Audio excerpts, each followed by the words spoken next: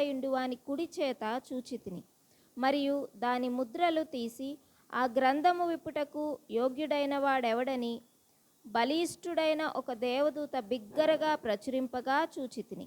అయితే పరలోకమందు గాని భూమి మీద గాని భూమి క్రింద గాని ఆ గ్రంథము విప్పుటకైనను చూచుటకైనను ఎవనికిని శక్తి లేకపోయెను.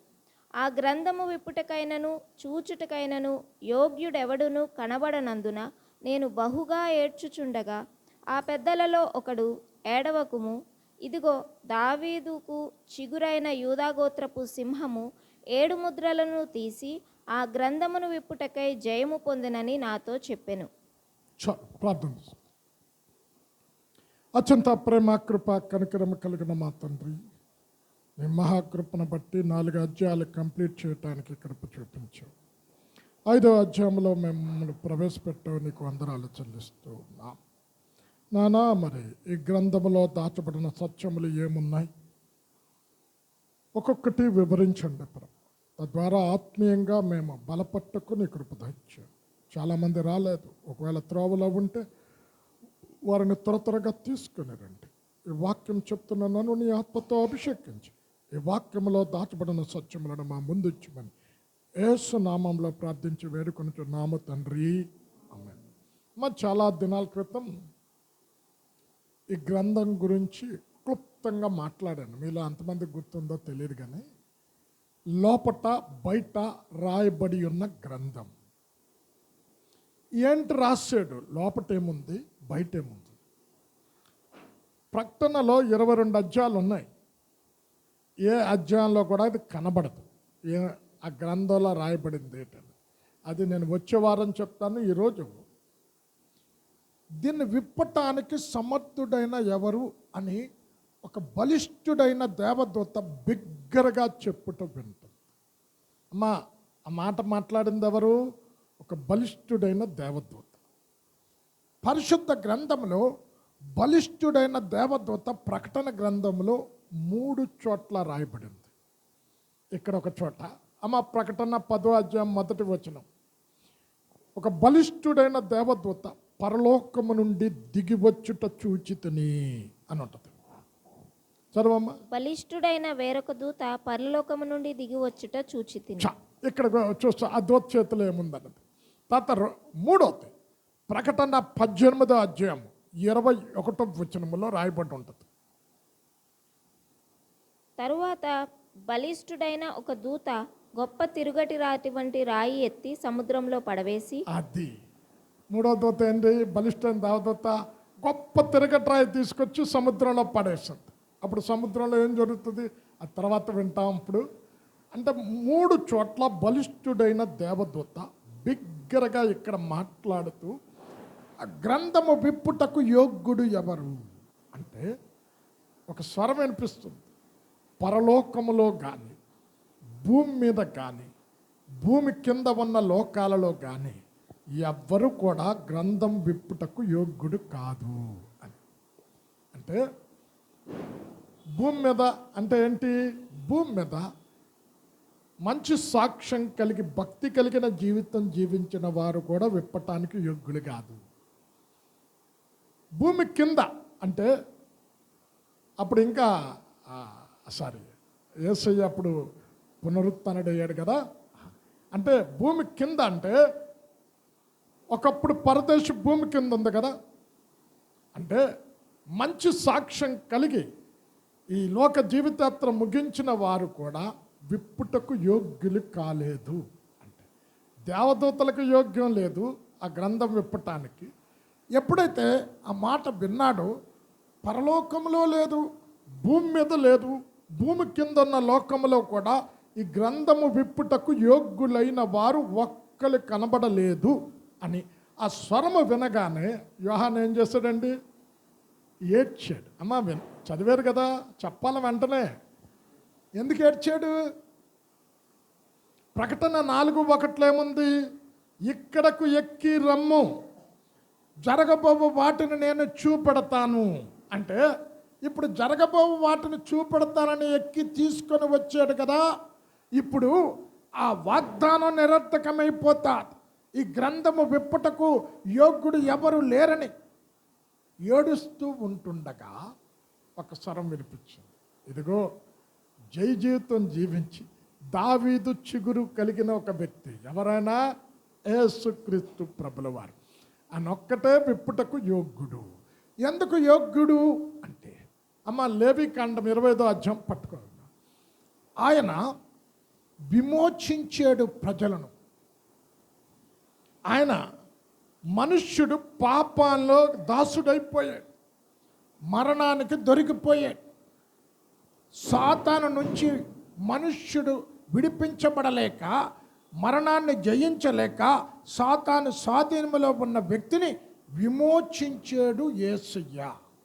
కనుక ఆయన విమోచకుడు కనుక ఆయన ఒక్కడే ఈ గ్రంథాన్ని విప్పుటకు యోగ్యుడు అంట. ఏంటి విమోచన? ఈరోజు 4 రకాల విమోచనలు ఉన్నాయి, చెప్తాను క్లుప్తంగా. ఒకటి, వీటన్నిటి నుండి ఆయన విడిపించాడు కనుక ఈ గ్రంథాన్ని విప్పుటకు యేసుక్రీస్తు ప్రభుల వారు తప్ప ఇంకొకరు యోగ్యుడు కాదు అని చెప్పాడు. అమ్మ లేవికాండం 25వ అధ్యాయం 13వ వచనములో భూమిని ఎవరు కూడా శాశ్వతంగా విక్రయించకూడదు. 25:13 చదువమ్మ.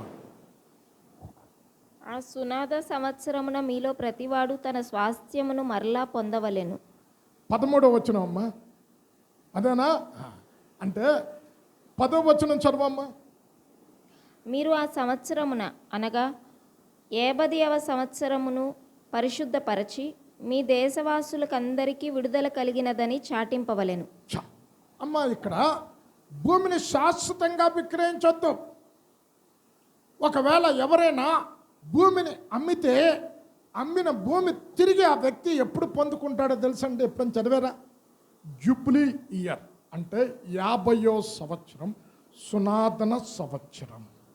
అంటే ఒక వ్యక్తి భూమిని అమ్మి తన ఆర్థిక ఇబ్బందులను బట్టి భూమిని అమ్మి వేసుకుంటే ఆ వ్యక్తికి తిరిగి కొనుక్కున్న వ్యక్తి 50వ సంవత్సరం సునాదన సంవత్సరాన్ని ఆ భూమి తిరిగి అతనికి ఇచ్చేయాలంట. ఏమి చెల్లించకుండానే ఇచ్చేయాలి. అమ్మ చదవమ్మ 15-16 వచనాలు. సునాద సంవత్సరమైన తరువాత గడిచిన ఏండ్ల లెక్క చొప్పున నీ పొరుగువాని వద్ద నీవు దానిని కొనవలెను. పంటల లెక్క చొప్పున అతడు నీకు దానిని అమ్మవలెను.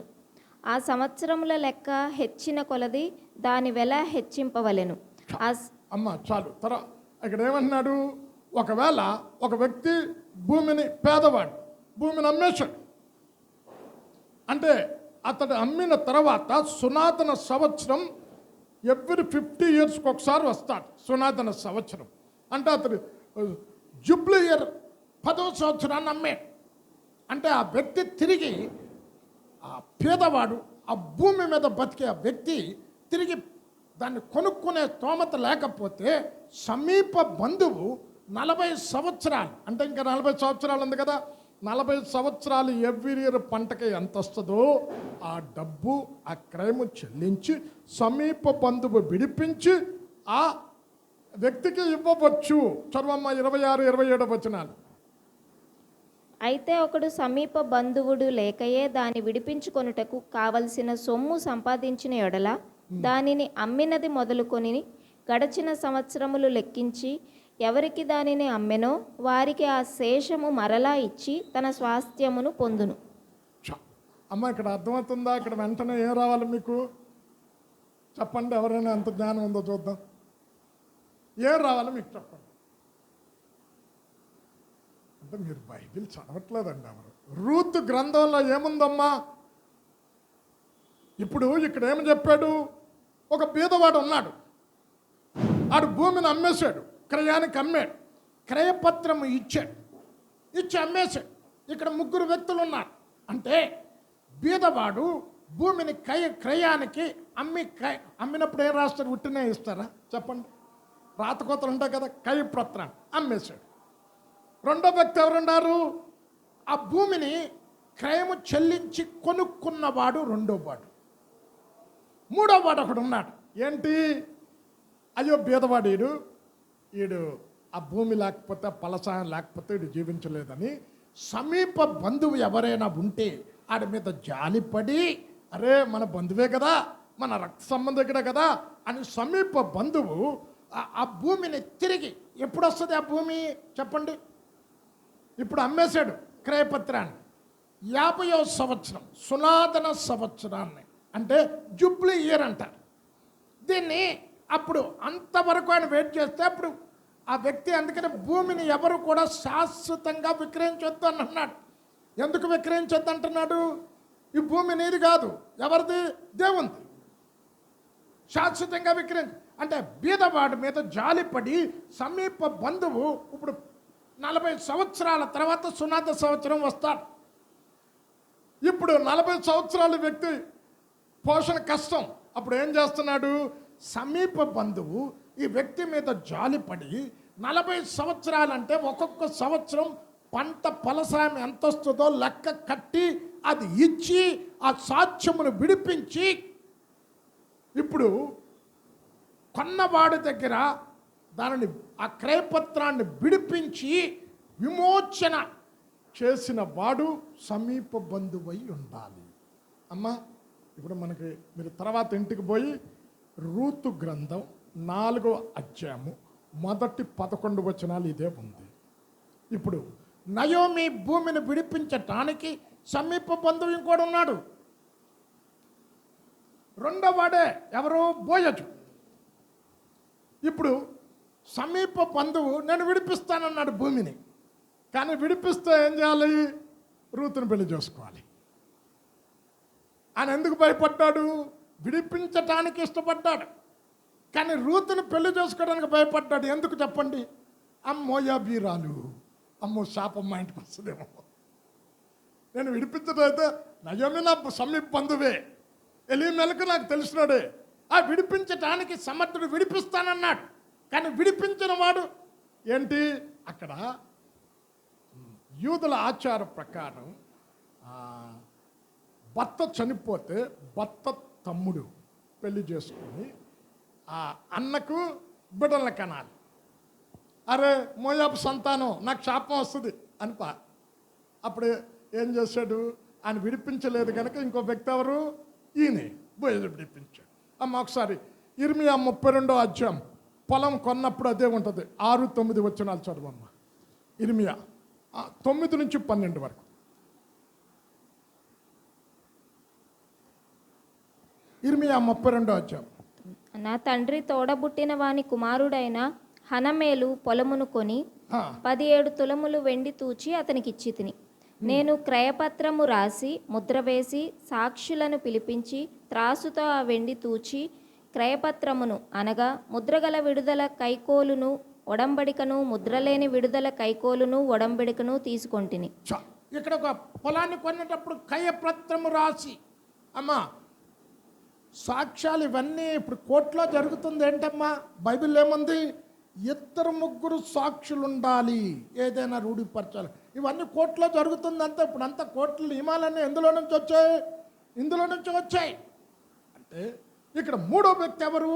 విమోచించినటువంటి సమీప బంధువు. ఇది ఎందుకు చెప్తున్నాను అంటే, అమ్మ అప్పుడు ఆది కాండంకి వెళ్ళిపోమ్మా. ఇప్పుడు ఈ భూమికి అధికారం ఎవరు చెప్పండి? ఆదాము భూమికి అధికారి. ఆదాము ఏం చేశాడు? ఆయన సాతానుకు లోబడి సాతానుకు ఓడిపోయి భూమిని అంతా కూడా అమ్మేశాడు, మానవ జాతినంతా అమ్మేశాడు. చదువమ్మ ఆది కాండం 1వ అధ్యాయం 26వ వచనం. దేవుడు మన స్వరూపమందు మన పోలిక చొప్పున నరులను చేయుదము, వారు సముద్రపు చేపలను ఆకాశ పక్షులను పశువులను సమస్త భూమిని భూమి మీద ప్రాకు ప్రతి జంతువును ఏలుదురుగాకనియు పలికెను. సమస్త జంతువులు, ఆకాశ పక్షులు, సముద్ర చరచరాలు, ఈ భూమిని అంతా కూడా, భూమికి అధికారి ఒకప్పుడు ఎవరు? ఆదాము గారు. అయితే ఆదాము ఏం చేశాడు?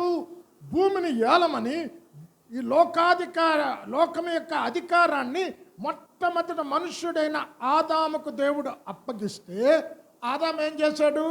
దేవుడు వద్దన్న పని చేసి ఈ భూమిని ఏం చేశాడు? సమస్త మానవ కోటిని అమ్మేశాడండి.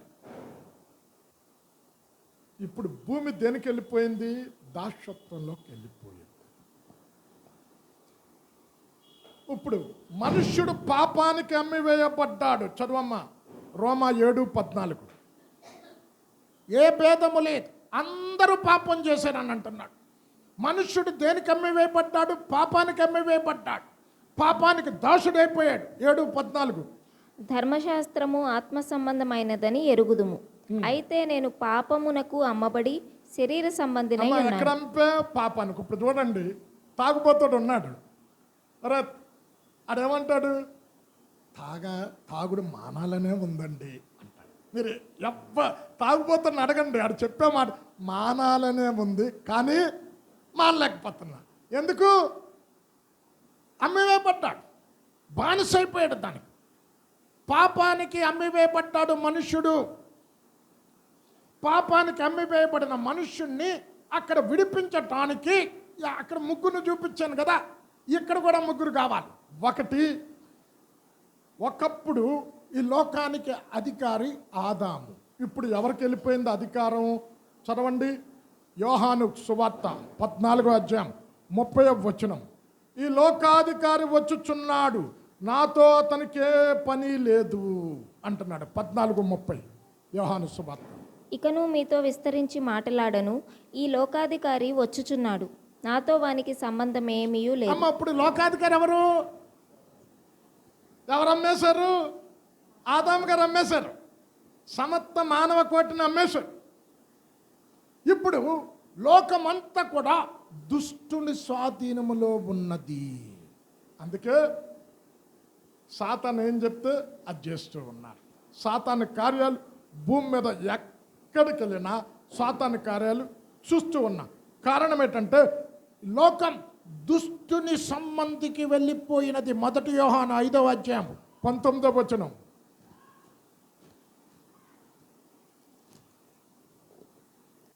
దేవుని మూలముగా పుట్టియున్నవాడెవడును పాపము చేయడని ఎరుగుదుము, దేవుని మూలముగా పుట్టినవాడు తన్ను భద్రము చేసుకొనును గనుక దుష్టుడు వాని ముట్టడు. 5:19. మనము దేవుని సంబంధులమనియు లోకమంతయు దుష్టుని యందున్నదనియు ఎరుగుదుము. ఇప్పుడు మనం ఎవరు? దేవుడి సంబంధం. ఎలాగయ్యో? విడిపించాడు దేవుడు మన్ని. లోకమంతా ఎక్కడుందంట? దుష్టుని చేతిలో ఉన్నది. ఇక్కడ 3 కారణాలు చెప్తాం. 1, ఆదాము ఈ భూమిని అంతా కూడా అమ్మేశాడు. ఇప్పుడు కొనుక్కున్నది ఎవరు? సాతానుడు కాదు. సాతానుడు ఈ భూమిని తన స్వాధీనంలో పెట్టుకున్నాడు. భూమి అంటే ఏంటండి? మనుషులు కదా, మన అందరం కదా.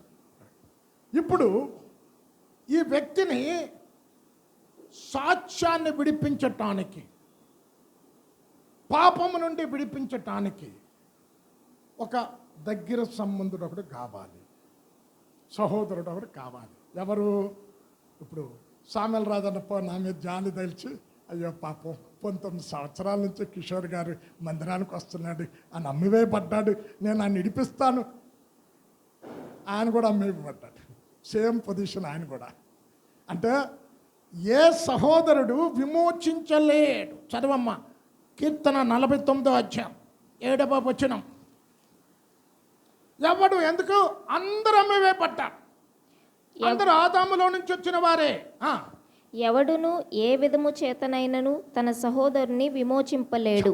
ఇప్పుడు ఆయన విడిపించడానికి ఆయన స్వతంత్రుడైతే కదా నన్ను విడిపించాడు. ఆయన కూడా అదే బానిసత్వంకి వెళ్ళిపోయాడు. ఆయన కూడా సాతాను చేతిలోకి వెళ్ళిపోయాడు. ఇప్పుడు ఆయనకే విడుదల కావాలి, ఇక నన్ను ఎక్కడ విడిపిస్తాడు? కనుక విమోచన క్రయధనము చాలా గొప్పది. 9వ. వారి ప్రాణ విమోచన ధనము బహు గొప్పది. ఇప్పుడు ఏ సహోదరుడు, ఎందుకు నా తండ్రి నన్ను విడిపించలేడు, నా పితరులు నా రక్త సంబంధికులు నన్ను విడిపించలేడు, అందరూ కూడా అమ్మివేయబడ్డారు సాతానికి. అయితే ఇప్పుడు విడిపించటానికి ఎవరు కావాలంట? దగ్గర సంబంధుడు, సహోదరుడు కావాలి. మన సహోదరుడు ఎవరు? ఇప్పుడు ఏమండి, ఈమె అచ్చు తండ్రి పోలికే తల్లి పోలిక అంటావా లేదా? చెప్పండి. మరి ఎవరి పోలికలో మనను సృష్టించాడు? దేవుని స్వరూపం. ఆయన ఎవరు? దగ్గర సంబంధి. ఏ మనుష్యుడు ఇంకొక మనుష్యుని విమోచించలే. కనుక నిన్ను నన్ను విమోచించటానికి ఆయన చాలా క్రైము చెల్లించాడు. ఏంటి? సిలువలో రక్త మాంసాల గల శరీరము ధరించి మరణము నుండి మనను విడిపించాడు. అమ్మ హెబ్రీ 2:14 చదవమ్మ. కాబట్టి ఆయన పిల్లలు రక్త మాంసములు గలవారైనందున జీవిత కాలం అంతయు మరణ భయము చేత దాస్యమునకు లోబడిన వారిని మరణము నుండి విడిపించుటకు ఆయన కూడా రక్త మాంసములో పాలువాడాయను. 2:14. కాబట్టి ఆ పిల్లలు రక్తమాంసములు గలవారైనందున ఆ ప్రకారమే మరణము యొక్క బలము గల వానిని అనగా అపవాదిని మరణము ద్వారా నశింపచేయుటకును జీవితకాలమంతయు మరణ భయము చేత దాస్యమునకు లోబడిన వారిని విడిపించుటకును ఆయన కూడా రక్తమాంసములలో పాలివాడాయను. మన విడిపించడానికి ఏం చేశాడు? మన ఎవరు విడిపించలేరు. ఆదాము చేసిన పాపాన్ని బట్టి అందరూ అమ్మివేయబడ్డారు. ఇప్పుడు అమ్మివేయబడిన మనల్ని విడిపించాలి, క్రయధనం చెల్లించాలి, విమోచించాలి. విమోచించటానికి దగ్గర బంధువు ఒకడు కావాలి. ఎవరు దగ్గర బంధువు అంటే మన దగ్గర బంధువు. అందరూ కూడా పాపంలో ఉన్నారు, వారు కూడా అమ్మివేయబడ్డారు. వారిని విడిపించడానికి కూడా విమోచకుడు కావాలి. కనుక ఎవ్వరూ మనుష్యులను విడిపించలేరు, దేవదూతలు విడిపించలేరు. కనుక దేవుడే రక్త మాంసాలు గల శరీరము ధరించి భూమి మీదకి వచ్చి ఆయన పిల్లల రక్త మాంసములు గలవారైనందున మన విడిపించడానికి ఆయన కూడా రక్త మాంసాలు గల శరీరము ధరించి వచ్చాడు. వచ్చి మరణము యొక్క బలము కలవారిని అపవాది నుండి మరణం విడిపించటానికి ఆయన మరణించి మరణపు ముళ్ళు విరిచి మనల్ని విడిపించాడు, విమోచన క్రయధనము చెల్లించాడు. చదవమ్మాది 1 తిమోతి 2:6 మనుషులందరి కొరకు ఆయన విమోచన క్రయధనము విమోచన చెల్లించాడు అని ఉంటుంది. ఈయన అందరి కొరకు విమోచన క్రయధనముగా తన్ను తానే సమర్పించుకొనెను. అందరి కొరకు అంటే ఒక దేశపు వారు, ఒక ప్రాంతము వారు, ఒక జాతి వారు, ఒక మతము వారు అని కాకుండా అందరి కొరకు విమోచన క్రయధనముగా ఏం చేసుకున్నాడు? తను తానే సమర్పించుకున్నాడు. ఎందుకు భూమి మీదకి వచ్చాడు? మార్కు సువార్త 10:45 మార్కు 10th చాప్టర్ 45 వర్సెస్లో మనుష్య కుమారుడు పరిచారము చేయించుకొనుటకు రాలేదు, కానీ పరిచారము చేయుటకు అనేకులకు ప్రతిగా విమోచన క్రయధనముగా తన ప్రాణము నర్పించుటకు వచ్చెను. 10:45 మనుష్య కుమారుడు పరిచారము చేయించుకొనుటకు రాలేదు గాని పరిచారము చేయుటకును అనేకులకు ప్రతిగా విమోచన క్రయధనముగా తన ప్రాణము ఇచ్చుటకును వచ్చెననెను. అది అమ్మ విమోచన ఏం చెల్లించాడు? ప్రాణం చెల్లించాడు. చెల్లించి అమ్మివేయబడిన నన్ను, సాతానికి అమ్మివేయడిన నన్ను రక్తం పెట్టి ప్రాణం పెట్టి అక్కడి నుంచి ఇదే సహోదరుడు విడిపించటానికి సమర్థుడు కనుక విడిపించి నన్ను సాతాను నుండి స్వతంత్రుని చేశాడు. ఎవ్వరు కూడా చేయలేదు. ఇప్పుడు ఈ స్వతంత్రత, ఈ విమోచన యేసయ్య 4 రీతులుగా చేశాడు. అది చెప్పి క్లుప్తంగా ముగిస్తాం. 1, ఇప్పుడు యేసును రక్షకుడిగా మనం స్వీకరించినప్పుడు, యేసు రక్తంలో మన పాపాలు కడుక్కున్నప్పుడు, నీటి బాప్తిసం ద్వారా బహిరంగ సాక్ష్యం చెప్పి తిరిగి జన్మించినప్పుడు మనకేం కలుగుతుంది? చెప్పండమ్మా. ఆత్మ విమోచన. ఎఫెసీ 1:7 దేవుని కృపా మహదైశ్వర్యమును బట్టి తన ప్రియనియందు ఆయన రక్తము వలన మనకు విమోచన, మన అపరాధములకు క్షమాపణ కలిగి ఉన్నది. ఎఫెసీ 1:7 దేవుని కృపా మహదైశ్వర్యమును బట్టి ఆ ప్రియుని యందు ఆయన రక్తము వలన మనకు విమోచనము అనగా మన అపరాధములకు క్షమాపణ మనకు కలిగి ఉన్నది. అమ్మ 1 ఏమంటున్నాడు? 4 విమోచనలు చెప్తున్నాను. అందుకే ఆయన విప్పుటకు సమర్థుడు అయ్యాడు. 1 ఏంటి? ఆత్మ విమోచన కలిగింది. అమ్మ మరణం అంటే ఏంటి అర్థం? మరణం అంటే అర్థం ఏంటి? ఇప్పుడు ఆదామా నువ్వు ఆ పండు తిన్న దినమున నిత్యముగా చచ్చదవు అన్నాడు. చనిపోయాడండి. 950 సంవత్సరాలు బతికాడు కదమ్మా. మరణం అంటే అర్థం ఏంటి? దేవుడి నుంచి ఎడబాటునే మరణం. అర్థమవుతుందమ్మా? సృష్టికర్త నుంచి ఎడబాటే మరణం. ఇప్పుడు ఆత్మ విమోచన అంటే అర్థమేంటి? మన్నైనది మన్నుకే తిరిగి చేరుతారు. ఆత్మ తాను సృష్టించిన దేవుని దగ్గరికి వెళ్తారు. ఇప్పుడు నీ ఆత్మ విమోచించబడకపోతే ఈ లోక జీవితయాత్ర ముగించగానే ఎక్కడికి వెళ్తుంది? జీవితంలో ఎన్నడూ సృష్టికర్తను కలవకుండా నరకంకి వెళ్తుంది. అమ్మ గలతీ 3వ అధ్యాయం పట్టుకోమ్మ. ఇక్కడ అంటున్నాడు, అబ్రహాము పొందిన ఆశీర్వాదం అన్ని జనులకు కలుగుటకై విశ్వాసము ద్వారా మన రక్షణలోకి వచ్చాం. ఇక్కడ అంటున్నాడు, మాన మీద వేలాడు ప్రతివాడు శాపగ్రస్తుడు. ఆయన మనందరి పాపము ధర శాపాన్ని తెచ్చుకుంటే, శాపం ధర మరణాన్ని తెచ్చుకుంటే, మనందరి శాపం ఆయన తన శరీరంపై భరించి శాపము నుండి మరణము నుండి విడిపించి ఆత్మకు విమోచన కలుగజేశాడు. గలతీ 3:13-14.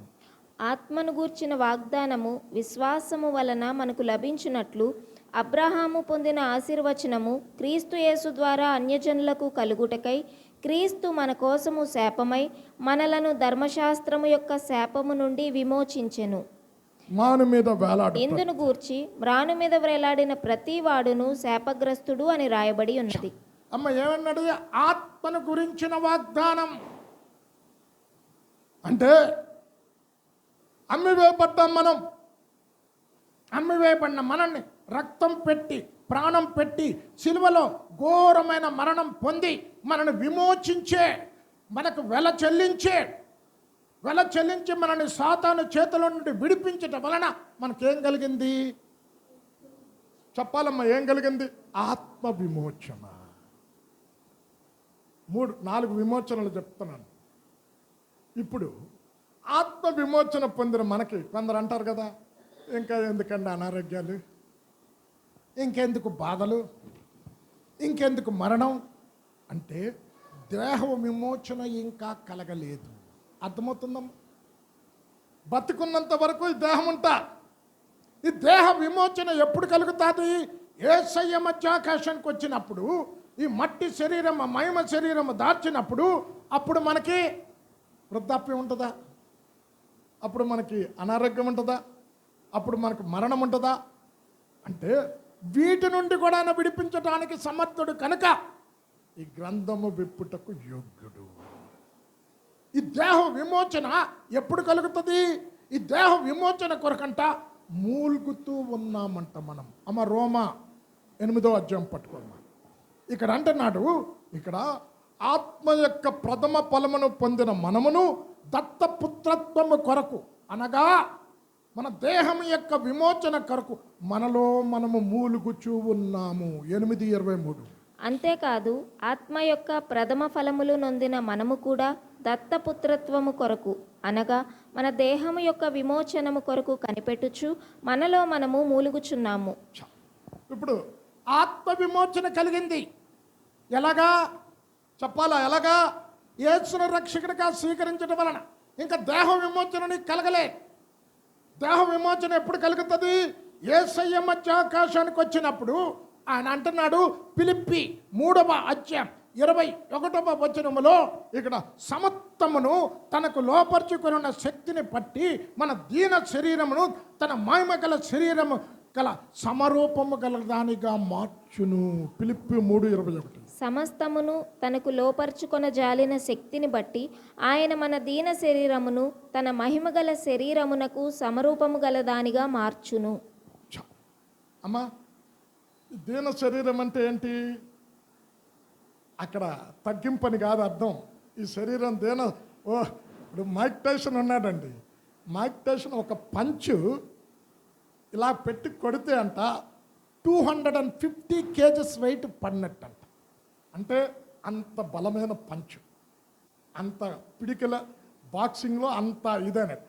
ఇప్పుడు ఆ మైక్ టైసన్ ఉన్నాడు అనుకోండి, ఒక 3-4 మోషన్స్ అయ్యాయి అనుకోండి, ఎలాగుంటాడు? ఈ దీన శరీరం ఇది. అనారోగ్యం వస్తే కృషించిపోయే శరీరం. వయసు పెరుగుతున్న కొలది ఇప్పుడు యవనస్తుడు పరిగెట్టినట్టు 50 సంవత్సరాలు పరిగెట్టగలరా? పరిగెట్టలేడు. కనుక కాలము పెరుగుతున్న కొలది, వయస్సు పెరుగుతున్న కొలది కృషించిపోతున్న ఈ శరీరం మహిమ శరీరం దాల్చుతా. మొట్టమొదట ఎందుకు ఆయన విప్పుటకు యోగ్యుడు? ఆయన ద్వారా 4 రకాల విమోచన కలుగుతున్నాయి. 1, ఆయన రక్షకుడిగా స్వీకరించినప్పుడు ఆత్మ విమోచన కలుగుతుంది. 2, ఆయన మధ్యాకాశానికి వచ్చినప్పుడు దేహ విమోచన కలుగుతుంది. అంతవరకు మనము మన దేహములో ఏంటి విమోచన కొరకు మూలుగుచూ ఉన్నాం. అమ్మ 2 కొరింథీ 5వ అధ్యాయం పట్టుకోమ్మా. ఇక్కడ అంటున్నాడు ఆయన మధ్యాకాశానికి వచ్చినప్పుడు, ఇప్పుడు మధ్యాకాశానికి వచ్చాడు, బోర ఊగాడు, మనం ఎత్తబడతాము. ఎలా ఎత్తబడతామమ్మా? ఈ బట్టలు వెళ్తాయా? చెప్పాలి, వెళ్తాయా? బట్టలు వెళ్ళవు, శరీరం. మరి దిగంబర్లకు వెళ్తామా? బట్టలు లేకపోతే దిగంబర్లమే కదండి. 2 కొరింథీ 5వ అధ్యాయం 2వ వచనములో మనము దిగంబరులుగా కాక వస్త్రము ధరించుకొనిన వారముగా పరలోకము నుండి వచ్చిన ఆ నివాసమును ధరించుకొని ఎగిరిపోతామంట. చదవమ్మ 2 కొరింథీ 5:2. మనము దిగంబరులము కాక వస్త్రము ధరించుకొనిన వారముగా కనబడుదు. అమ్మ ఏ వస్త్రం? ఈ వస్త్రంతో పరలోకం వెళ్ళలేమండి. చనిపోయినప్పుడు ఎక్కడ విడిచిపెడతాం. అలాగే మధ్యాకాశానికి వచ్చినప్పుడు బోరం మొగ్గనే వస్త్రం ఎక్కడే విడిచిపెడతాం. ఇప్పుడు ఎక్కడి నుండి వస్తుందంటే ఇది? అమ్మ చదవమ్మా, ఒకసారి మళ్ళీ చదవమ్మా. దిగంబరులుగా కాక వస్త్రము ధరించుకున్న వారే కనబడుదుము. కాబట్టి పరలోకము నుండి వచ్చు మన నివాసము దీనిపైని, పరలోకము నుండి వచ్చిన మన నివాసము దీనిపైని ధరించుకొనని అపేక్షించుచు. అక్కడి నుండి ఎలాగ వస్తుంది ఒక నివాసం, దాన్ని ధరించుకుంటుంది శరీరం. అప్పుడు ఎగిరిపోతాం. అర్థమవుతుందా? అంటే ఇక్కడేంటి? దేహ విమోచన. దేహ విమోచన యేసుక్రీస్తు ప్రభుల వారు మధ్యాకాశానికి వచ్చినప్పుడు ఎవరైతే ఆ రక్షణను కాపాడుకొని ఆ రక్షణలో ఎదుగుతూ రక్షకుడైన క్రీస్తును కలుసుకోవాలని మెలకుగా ఉండి ఆయన రాకడ కొరకు సిద్ధపడతారో వారు ఎగిరిపోతారు. దేహ విమోచన అప్పుడు కలుగుతుంది. 2. 3, సృష్టి కూడా విమోచించబడాలి. ఇప్పుడు సృష్టి అంతా, ఇప్పుడు ఆదాము గారు ఏదెన్ తోటలో ఉన్నాడు. అమ్మ సింహానికి పేరు పెట్టింది ఎవరు? ఆదాం గారు. మరి ఆదాము సింహం చంపితే ఆదాం బతుకుండేవాడా? లేదు. అంటే మనుష్యుడు సాతానుకు అమ్మివేయబడటం వలన, మనుష్యుల్లో క్రూరత్వం వచ్చటం వలన, దుష్టత్వం వచ్చడం వీళ్ళలో కూడా వచ్చేసింది.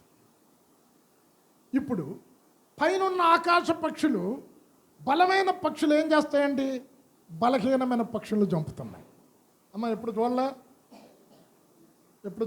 బలమైన పక్షులు ఏం చేస్తాయి? బలహీనమైన పక్షులు చంపుతుంటున్నాయి. సముద్రంలో జలచరాలు కూడా పెద్ద చేపలు ఏం చేస్తాయి?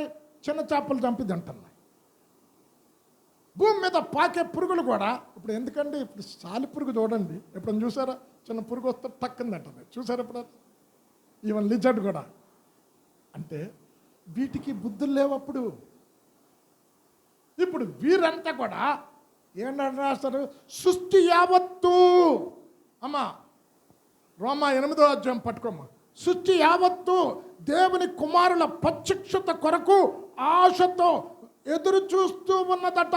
8:19 చదవమ్మా. దేవుని కుమారుల ప్రత్యక్షత కొరకు సృష్టి మిగుల ఆశతో తేరి చూచుచు కనిపెట్టుచున్నది. ఇప్పుడు విమోచన కొరకు పాపే కదండి, సృష్టి కూడా. చెట్లు అంటున్నాయి, వారే బాబు ఎప్పుడు ఏదైనా తోటలో మంచి ఫలాలు ఇచ్చేవాళ్ళం, పాపం చేశాడు కులిపని పళ్ళు ఇచ్చాం, ముళ్ళ చెట్లు వచ్చాయి, ఇవన్నీ పాపం ద్వారా వచ్చాయి. అయితే 1000 ఏళ్ల పరిపాలన ఏముండవు. సృష్టి కూడా విమోచన కొరకు మూలుగుతూ ఉన్నది. ఇక్కడ అంటున్నాడు దేవుని కుమారుల ప్రత్యక్షత కొరకు ఎదురు చూస్తూ ఉన్నది. సృష్టి యావత్తు స్వాతంత్ర్యము కొరకు, అంటే మహిమ కలిగిన దేవుని ప్రత్యక్షత కొరకు ఎదురు చూస్తుంది. చదువమ్మ 20 నుంచి. ఏలైనగా సృష్టి నాశనమునకు లోనైన దాస్యములో నుండి విడిపింపబడి, చూసామా ఏమంటుంది? నేను నాశనానికి లోనే మంచి పొలాలు ఇచ్చేవాడిని ఏదైనా తోటలో, ఇప్పుడు కులిపోయిన పొలాలు ఇస్తున్నా. ఇక్కడ నాశనమునకు లోనైన దాస్యత్వం నుండి విడిపించబడి దేవుని పిల్లలు పొందబోవు మహిమగల స్వాతంత్రము పొందుదునను నిరీక్షణ కలదై. అమ్మ ఇక్కడ అర్థమవుతుందా? దేవుని పిల్లలు పొందబోవు మహిమగల స్వాతంత్ర్యము కొరకు నిరీక్షణ. అమ్మ ఎప్పుడు మహిమగల స్వాతంత్ర్యం వస్తుంది? భూమి మీద 1000 ఏళ్ల పరిపాలన అప్పుడమ్మా, అప్పుడే కదా సృష్టి విమోచించబడేది. స్వేచ్ఛగా కాక దానిని లోపరిచిన వాని మూలముగా వ్యర్థపరచబడెను. సృష్టి యావత్తు ఇది వరకు ఏకగ్రీవముగా మూలుగుచు ప్రసవ వేదన పడుచున్నదని ఎరుగుదుము. సృష్టి యావత్తు మూలుగుచు ప్రసవ వేదన పడుచున్నది. ఇప్పుడు పిల్లి ఎలకం చూడగానే ఏం చేస్తుంది? పరిగెట్టి ఎలకం చంపుతుంది. ఇప్పుడు ఎలక అంటుంది, వారి దుర్మార్గులైన మనుషులారా, మీరు పాపం చేశారు, ఇదిగో పిల్లిలో నన్ను చంపే గుణం వచ్చింది. మీరు ఎప్పుడు విమోచించబడతారు? మేమెప్పుడు స్వేచ్ఛగా ఉంటాము? సృష్టి విమోచన ఎవరి వల్ల కలిగింది? విమోచకుడైన క్రీస్తు ప్రభుల వారు భూమి మీదకి వచ్చినప్పుడు కలుగుతాయి. కనుక విప్పుటకు సమర్థుడు ఆయన ఒక్కడే. కారణం ఏంటంటే ఆయన ఆత్మను విమోచించాడు. మన ఆత్మను, మన దేహాన్ని విమోచించడానికి విమోచకుడు ఆయన. సృష్టిని కూడా విమోచించడానికి రాబోతూ ఉన్నాడు. 1000 ఏళ్ల పరిపాలనలో ఈ భూమి అంతా కూడా పాప భారము మోయలేక మూలుగుతూ ఉందంట భూమి. అమ్మా ఇప్పుడు మనుషుడే కొన్నిసార్లు అంటాం కదా, ఒక తాగుబోతు భర్తని ఏళ్తా ఉంటే ఏమంటా, అరే ఎట్ట భరిస్తుందిరా అనవా? అరే ఈ భార్య ఎట్ట భరిస్తుంది ఆ తాగుబోతు భర్తతో. బిడ్డలు దుర్మార్గులైతే ఈ తల్లిదండ్రులు బిడ్డలను ఎలా భరిస్తారు అంటుంది కదా. ఇదంతా కూడా భూమి భరిస్తుంది. పాపం, మనుషుడు చేసే ప్రతి పాపం భూమి మీద చేస్తూ ఉన్నాడు. కనుక సృష్టి యావత్తు దేవుని కుమారుల మహిమ కలిగే ప్రత్యక్షత కొరకు మూలుగుచూ ఉన్నదంట. నాశనం నుండి ఎప్పుడు విడిపించబడతాది సృష్టి అని మూలుగుతూ ఉన్నది. సృష్టి విడిపించబడినప్పుడు ఎలాగుంటుంది? అమ్మ యెషయా 6వ అధ్యాయం 11వ అధ్యాయం 6 నుండి 9 వచనాలు చదువుకుంటే ఇక్కడ అంటున్నా, చిరుత పులి మేక పిల్ల కలిసి పండుకొనును, తోడేలు మేక కలిసి పండుకొనును, చిరుత పులి. అమ్మ చదువమ్మ. తోడేలు గొర్రెపిల్ల యొద్ద వాసము చేయును. అమ్మ తోడేలు గొర్రెపిల్ల దగ్గర ఉంటుందా? చిరుత పులి మేకపిల్ల యొద్ద పండుకొనును. చిరుత పులి మేకపిల్ల కలిసి పండుకుంటాయంట. చూడండి ఇక్కడ చదువమ్మ 9 వచనాలు. దూడయు కొదమ సింహమును పెంచబడిన కోడెయు కూడుకొనగా తోడతాడంటండి. బాలుడు వాడిని కొదమ సింహాన్ని కరపట్టుకొని తోలుతాడంట. పాలడుగు చిన్న బిడ్డడు మిడినాగు పుట్ట మీద ఆడుకుంటాడు. చదువమ్మ 9 వచనాలు. ఆవులు ఎలుగులు కూడి మేయును, వాటి పిల్లలు ఒక్కచోటనే పండుకొనును. ఎద్దు మేయునట్లు సింహము గడ్డి మేయును. సింహం ఎలాగంట? ఎద్దు పక్కన సింహం ఉంటది. నా పరిశుద్ధ పర్వతమందు ఏ మృగమాను చేయదు. ఇదేంటి విమోచన చెప్పాలా? సృష్టి విమోచన. ఈ సృష్టి విమోచించబడినప్పుడు అమ్మ యుద్ధాలు ఉండవు, జనముల మీదకు జనములు యుద్ధాలు చెయ్యవు. వారు కత్తులను నాగటి నొక్కులుగా చేస్తారు. ఆ దినమున అమ్మ యెషయా 2వ అధ్యాయం పట్టుకోమ్మా. యాకోబు పర్వతము దగ్గరికి జనులు పర్వత శిఖరం మీద యెహోవా మందిరము అక్కడ ప్రతిష్ఠించబడతా. సియోనుల నుండి యెహోవా వాక్యం వినటానికి, ఆయన మందిరంలో నుండి వచ్చే వాక్కులు వినటానికి అన్ని జనులు గుమిగూడి పర్వతం దగ్గరికి వెళతాయంట. చదవమ్మ, యెషయా 2వ అధ్యాయము 2 నుండి 5 వచనాలు.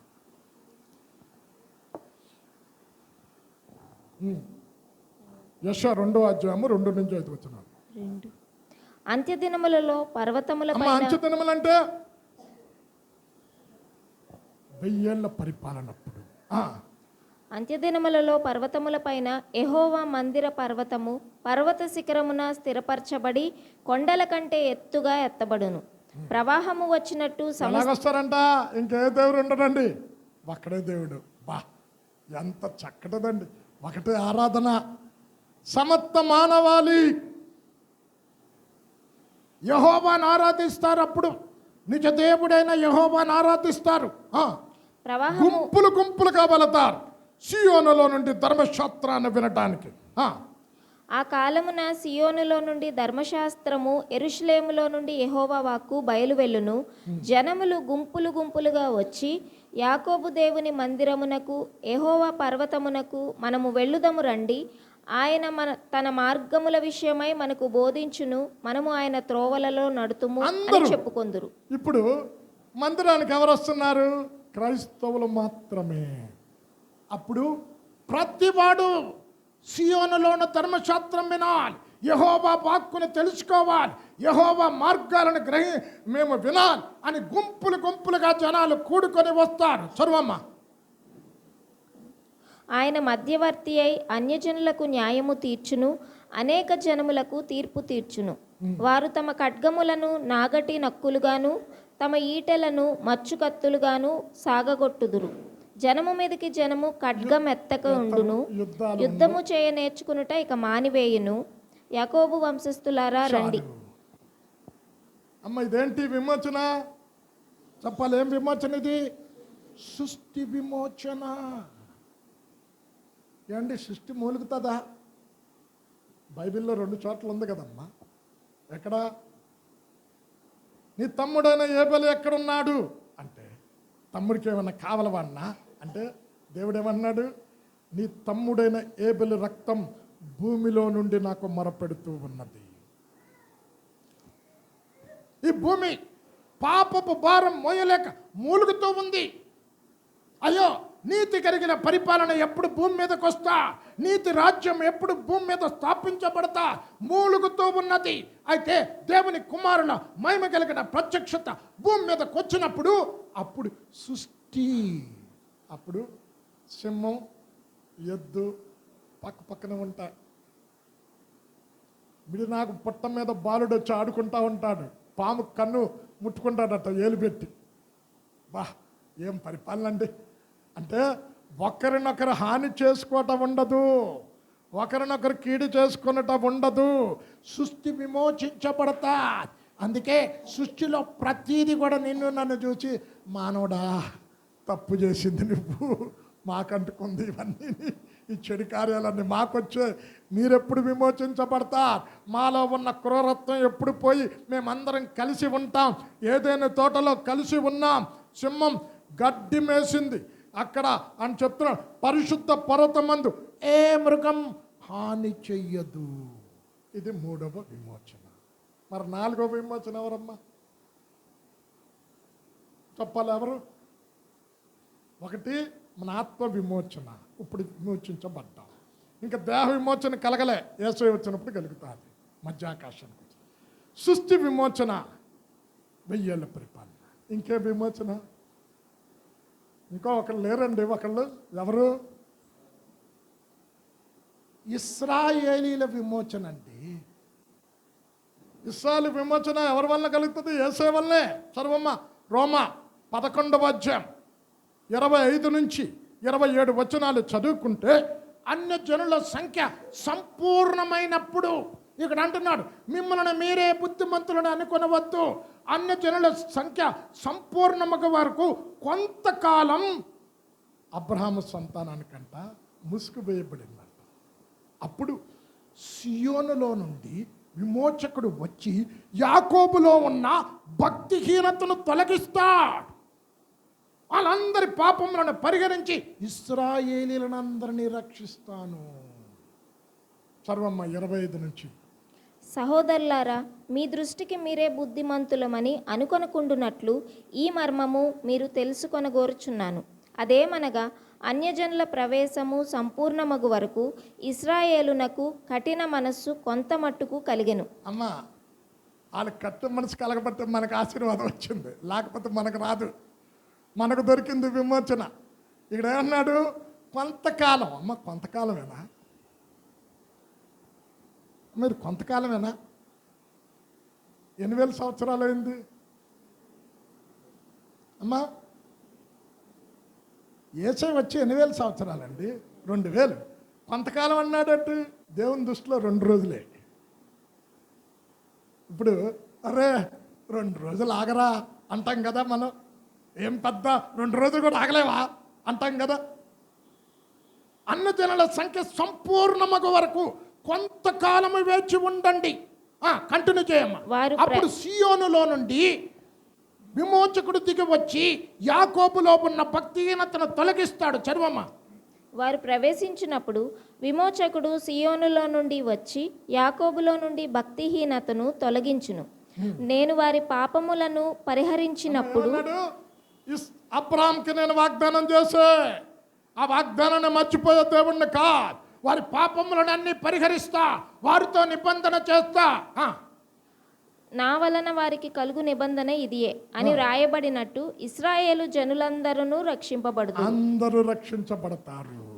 అమ్మ, ఉంది కదా. ఇదే ఎవరి రక్షణ? యూదుల రక్షణ, అబ్రహాము గారి కుమారుల రక్షణ. ఈ రక్షణ కలిగినప్పుడు 2 మాటలు చెప్తాను.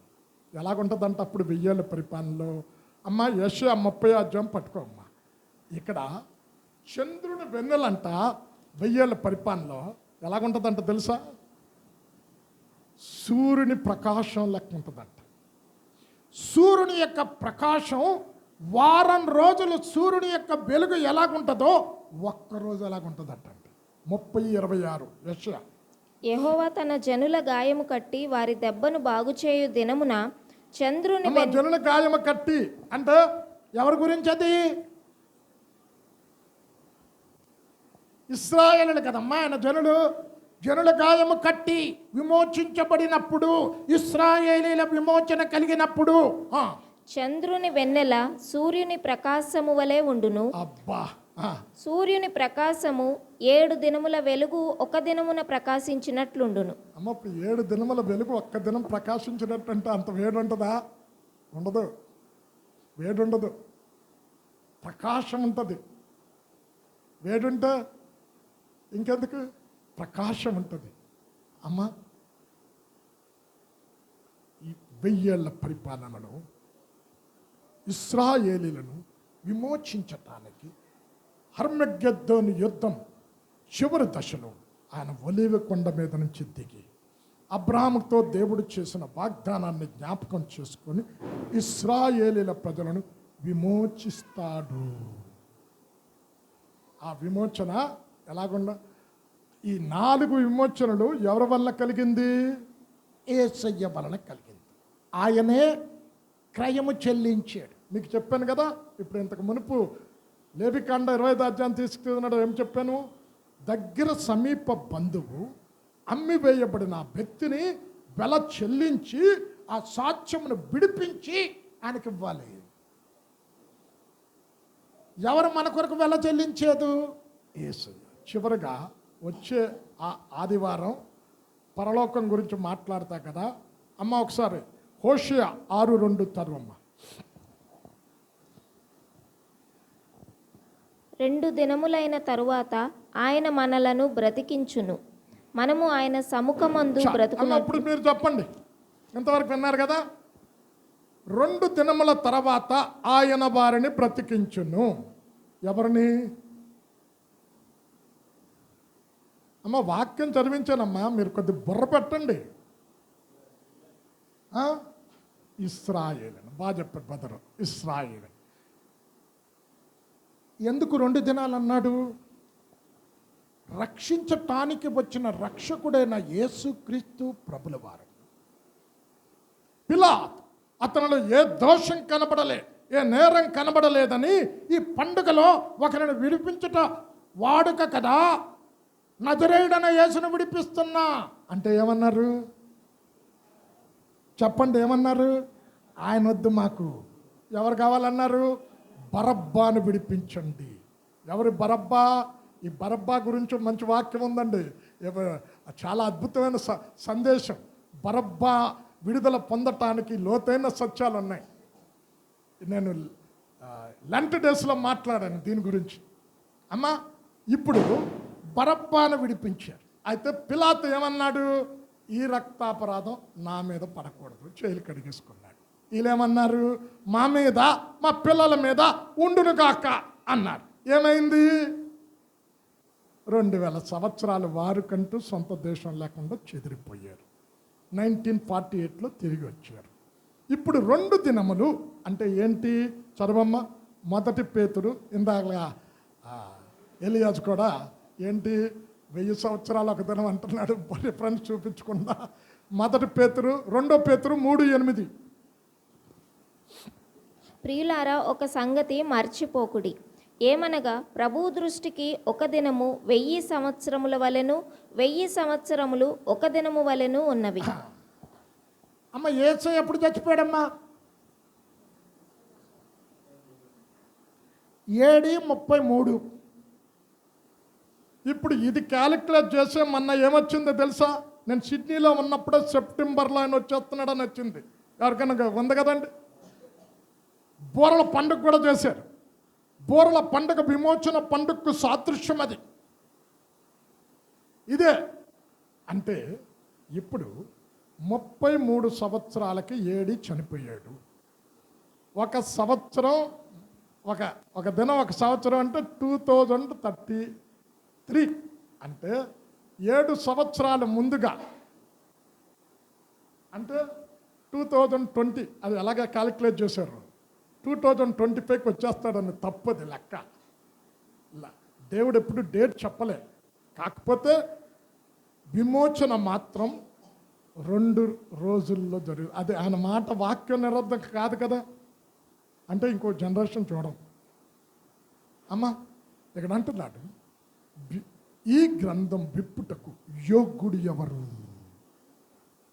పరలోకంలో కానీ, భూమి మీద కానీ, భూమి కింద కానీ, దేవదూతలకి కానీ, మనుష్యులకి కానీ ఏ ఒక్కడు, కెరూబులు చెరూబులు ఏ ఒక్కరి గ్రంథం విప్పుటకు యోగ్యుడు కా.